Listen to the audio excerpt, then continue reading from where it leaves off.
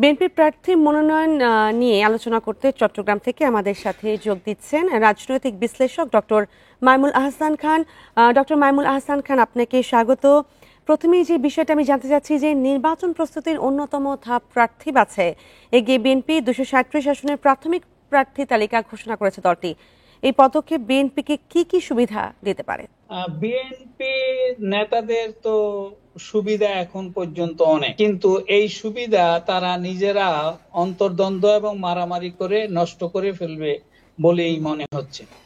এখানে একটা কথা আমাদের স্মরণ রাখতে হবে যে আওয়ামী লীগ দীর্ঘ 2 দশক ধরে বিএনপিকে ভাঙ্গার চেষ্টা করেছে, কিন্তু তারেক জিয়া এবং খালেদা জিয়া থাকার কারণে দলটি ভাঙ্গা সম্ভব হয়।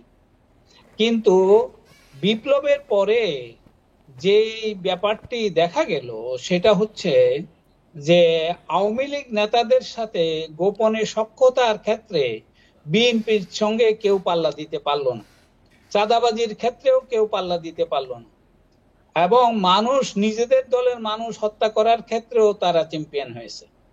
তো চাঁদাবাজিতেও চ্যাম্পিয়ন, মানুষ হত্যার ব্যাপারেও চ্যাম্পিয়ন। এই ধরনের কাজগুলি তো বিএনপি নেতাদের উৎসাহ উদ্দীপনা ছাড়া হয় নাই। তো এইদিকে তাদের যে নিজস্ব গোয়েন্দা ব্যবস্থা আছে, নিজস্ব লোকজন খোঁজ খবর রাখে, তারা কিন্তু একটা লিস্ট করতে শুরু করেছে। যেমন দুদূর অশ্রাব্য কথাবার্তা, রুমিন ফারহানার ডিগবাজি, প্রতিদিনে 24 ঘন্টায় রুমিন ফারহানা একবার করে ডিগবাজি দেয়। তো এত ডিগবাজি যদি দেয়, সে তো তাকে দিয়ে তো কোনো কাজ হবে না।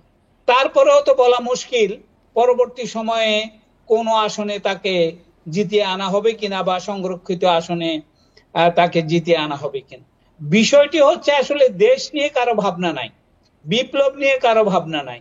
ভাবনা হচ্ছে যেন তেন ভাবে একটা নির্বাচন করে ক্ষমতা দখল। কিন্তু ডক্টর ইউনূস সাহেব ইতিমধ্যে অনেক বড় প্লেয়ার হয়ে গেছেন দেশের ভিতরেও। উনি ছিলেন দেশের বাইরের প্লেয়ার, আর আমাদের দেশের ভিতরের রাজনীতিবিদরা ওনাকে এখন বড় খেলোয়াড় তৈরি করে ফেলেছেন রাজনীতির মাঠে। আমরা আলোচনা করছিলাম বিশেষ ডক্টর মাইমুল আহসান খানের সাথে। চলে যাচ্ছি পরবর্তী সংবাদে।